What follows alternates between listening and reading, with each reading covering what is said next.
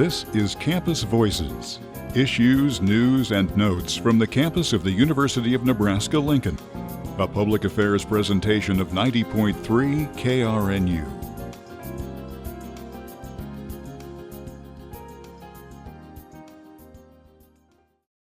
Hey guys, my name is Genesee Ruppert, and we have a guest today for Campus Voices. This is Byron Anway. That's right. Thanks for having me. Good morning. Good morning.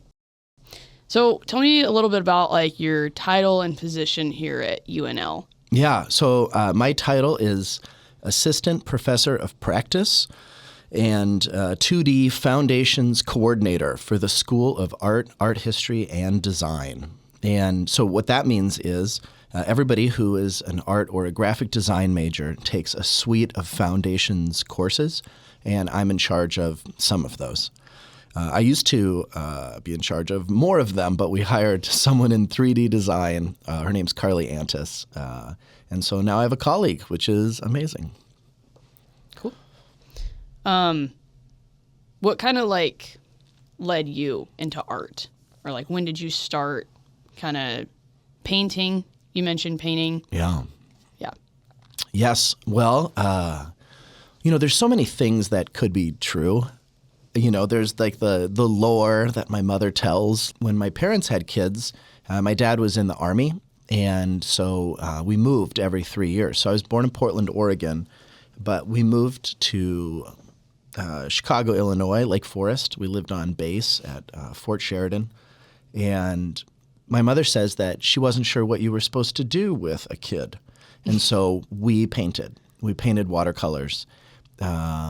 And I don't remember this, and she's kept a big tote of all these watercolors that we supposedly did together. And, every time I go home for Thanksgiving, she's like, well, can you look through your old paintings? I think, what am I supposed to do with all this stuff? But she doesn't know what to do with it either. The point is that I can remember drawing pictures just like any other kid. A lot of Army scenes, boats and planes firing on each other, that kind of stuff. And then when I was in middle school, maybe even, I had an elementary school art teacher, and my mom told her that I was going to be an artist, and she strongly discouraged me. She was like, it's very hard, to be an artist. And then my mom said, well, maybe he'll be an art teacher. And then she was like, well, that's a lot easier. Maybe that's a better plan.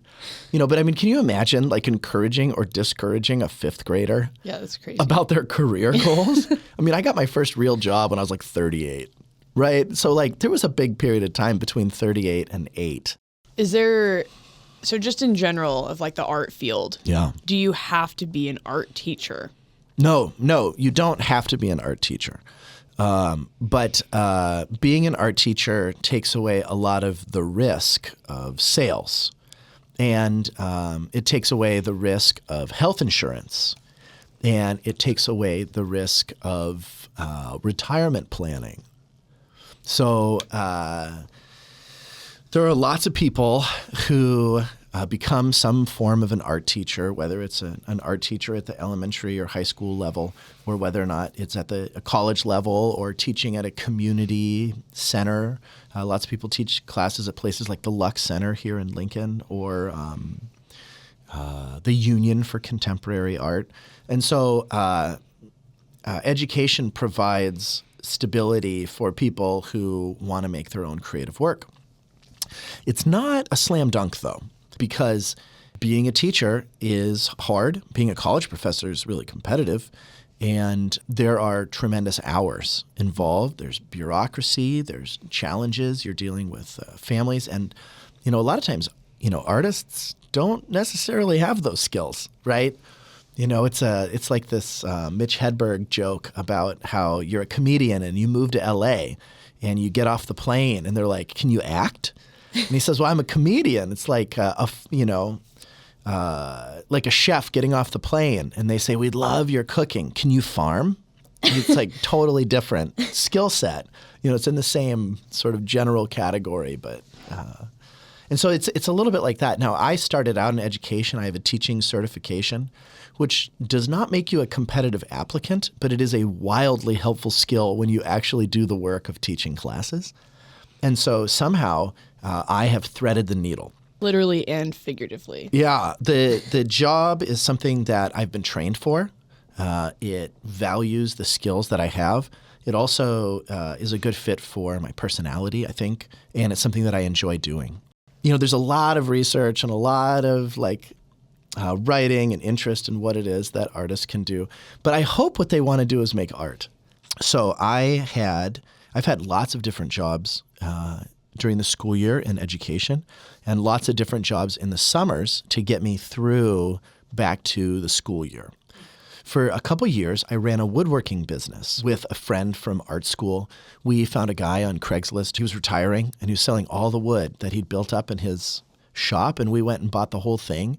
And then we made cutting boards and mid-century furniture out of steel and wood, and we sold it at the Lincoln Farmers Market. It wasn't a career, right? It was just a job while I was giving myself enough time for this art career to pan off. I think for me to come up with a list of jobs that an artist could do, it's not as helpful as this idea of finding the work you're going to do while your artwork develops. I would encourage them to think about a job where they either it pays really well so that you only have to work less than 40 hours and you have some time left for your own art. So an example would be somebody who works in a field that gives you access to something. It could be access to equipment, like working over at the makerspace would give you access to some of the gear and the people who use that gear. Or working at the Sheldon Museum and being, seeing the collection and meeting the curators, meeting the staff and being a part of that community. Somebody who works in development, that's a pretty sneaky little move. If you wanted to meet and people who donate money to the arts. Well, I imagine they probably collect art too. No, that's really good advice for all of those things. And nobody's stuck. I was in your class freshman year. I was in two of your classes freshman year. Intro and then color and comp and 3D design. Yeah. I think. And now I'm a journalism major. Absolutely. Because you encouraged me. You're like, hey, the first day of school, we're going around talking about our majors and what we want to do with that. And I was just a basic art major with a minor in broadcasting. But I was really passionate about broadcasting. You're like, then you should just go there. Yeah. I have no regrets about telling people if they're literally saying their interest is in another college, that's not a loss. That's joy. Yeah. We're here talking right now. The art department at UNL is great. I am a believer, right? I'm converted. I'm like Saul turning to Paul. It's a great place. Mm-hmm. It's a place capable of tremendous learning and tremendous accomplishment and being a springboard into a career. It's really incredible. Being an artist, being an art major comes with a tremendous amount of risk. Mm-hmm. I don't know if you've figured this out, but probably majoring in journalism comes with a tremendous amount of risk too. Yeah. Where's the guarantee coming out of this degree that there's this 6-figure salary waiting for you? I imagine it's the same amount of work. Is anyone ever fearful to find jobs out of their major? And can you see that in your class of are you fearful for them to find a major? Am I afraid that people won't find work with their art degree after they graduate? Sure. Right? Absolutely. No, I don't know where people's careers are going to go. I think that there's wild new possibilities. I think that young people are capable of finding places in the world, and that skill comes from critical analysis. People have responsibility for their own lives in a certain way, and I certainly have responsibility for mine. And I've had plenty of low moments where I didn't know if my career was going to work out. But I had low moments a month and a half ago, when I was preparing for this show and not knowing if people were going to turn out, not knowing what the reception would be for the new paintings. I'm making work that's really different than I used to. And it takes a tremendous amount of courage to leave something that you've had success with, this comfort and stability. And if people want to choose something that has a defined job at the end of it, absolutely go for it. I'm not here telling people that they should leap with me, right? But it is wonderful to have a self-selecting group of people who are going to see this through, to see what their work looks like, to see how they can develop, to see what's possible. There's a professor in emerging media arts named Jesse Fleming, and he was sharing with me this idea of a curiosity mindset. What's going to happen before things have even happened. Worried about the things I was telling you, what will be the reception to the new work? How will the work sell? When I was in a band, if you would see a show that you didn't really enjoy and then you were going to end up talking with the band afterwards, there was kind of a code. And the code was, man, it looks like you guys were having fun up there. And that was a way to be kind without saying that it wasn't your cup of tea. Mm. And so now that I know the code, I'm terrified that someone's going to be like, oh, it really looks like you had fun making these paintings. And then my heart will just break a little bit, I'll die inside. And so this curiosity mindset is to be open to what's going to happen and to be interested in seeing how it plays out. It also takes away a lot of the pressure and responsibility for the outcomes. Mm. Even being process-oriented, where if you think you're doing everything the right way, or as long as I line up all these ducks in a row, I'll get the outcome that I want, even that has a lot of pressure because if things don't go right, which they don't go right all the time, right, that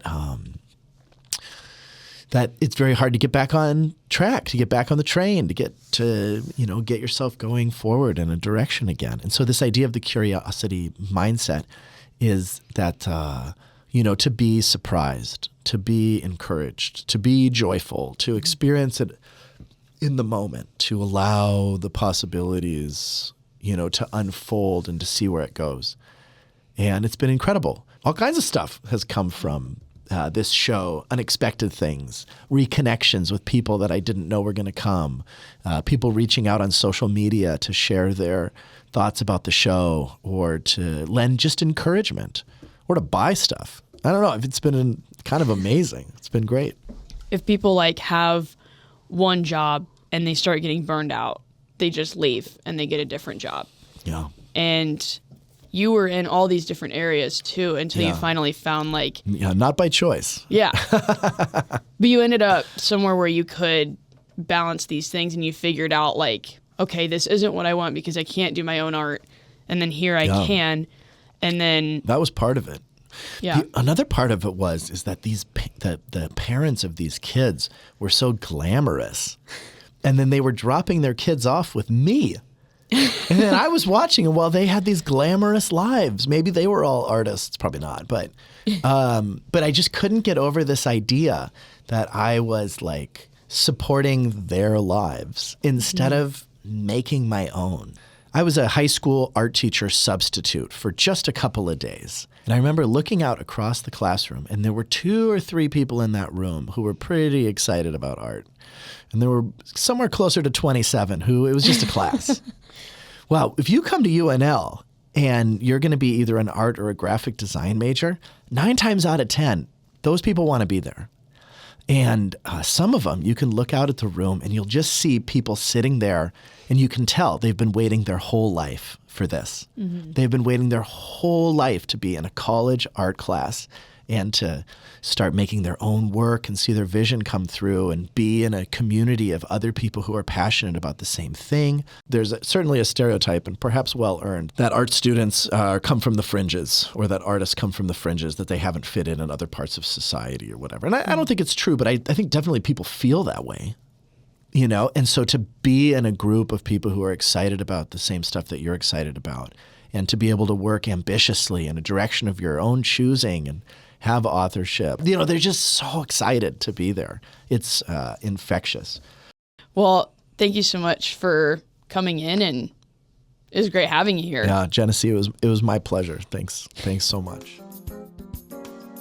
This has been Campus Voices, issues, news, and notes from the campus of the University of Nebraska-Lincoln. To comment on this program, call 402-472-3054 or email to krnu@unl.edu. Campus Voices is a public affairs presentation of 90.3 KRNU, Lincoln.